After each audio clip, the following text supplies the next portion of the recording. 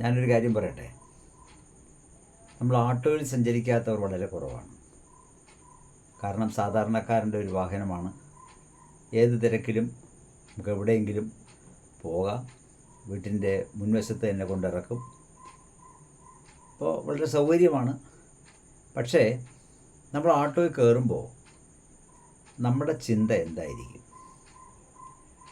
നമ്മൾ ഓട്ടോ കയറുമ്പോൾ എത്തേണ്ട സ്ഥാനത്ത് എത്തുന്നതിനെപ്പറ്റി ഒന്ന് ചിന്തയുണ്ടായിരിക്കും. ആ വഴി കൂടെ പോകണം, ഈ വഴി കൂടെ പോകണം.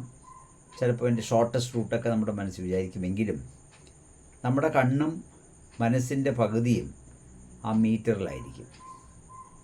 മീറ്റർ ആ മിനിമം റെൻ്റ് കഴിഞ്ഞ് ഇങ്ങനെ ഓടിക്കൊണ്ടിരിക്കുന്ന ഇങ്ങനെ ശ്രദ്ധിച്ചുകൊണ്ടേയിരിക്കും. അപ്പോൾ നമ്മൾ എത്തേണ്ട സ്ഥലത്ത് സപ്പോസ് എത്തി എന്നിരിക്കട്ടെ. അപ്പോൾ അവിടെ ചെല്ലുമ്പോൾ മീറ്റർ യഥാർത്ഥത്തിൽ ഒരു 51 രൂപ കാണിച്ചു എങ്കിൽ അവൻ 60 രൂപ വാങ്ങിക്കാതെ നമ്മുടെ നിന്ന് വിടത്തില്ല. 51 രൂപ എണ്ണി കൊടുത്തിരുന്നാലും ചിലപ്പോൾ നല്ല ഭാഷയിൽ അവൻ പറയുകയും ചെയ്യും. അപ്പോൾ നമ്മളത് കേൾക്കാതിരിക്കാൻ വേണ്ടി 60 രൂപ കൊടുക്കും. അതുകൊണ്ട് പലരും എന്താ ചെയ്യുന്നത്? ഒരു 45 ആകുന്നവരെ നോക്കിയിരിക്കും. ഓട്ടോയിൽ ശ്രദ്ധ മുഴുവനും മീറ്ററിലാണെന്ന് ഓർക്കണം.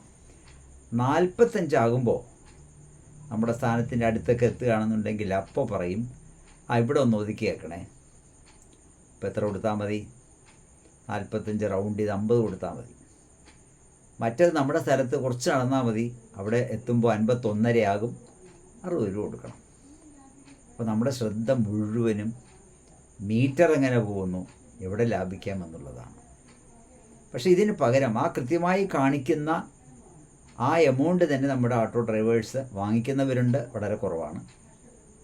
അത് വാങ്ങിച്ചാൽ നമ്മുടെ ഓട്ടോ ഡ്രൈവേഴ്സിനെല്ലാം നല്ല ഓട്ടം കിട്ടും. പക്ഷേ അത് നടക്കില്ല. പറയുമ്പോൾ എല്ലാം പറയണമല്ലോ. അവനും ജീവിക്കാൻ വേണ്ടിയല്ലേ നടക്കുന്നത്.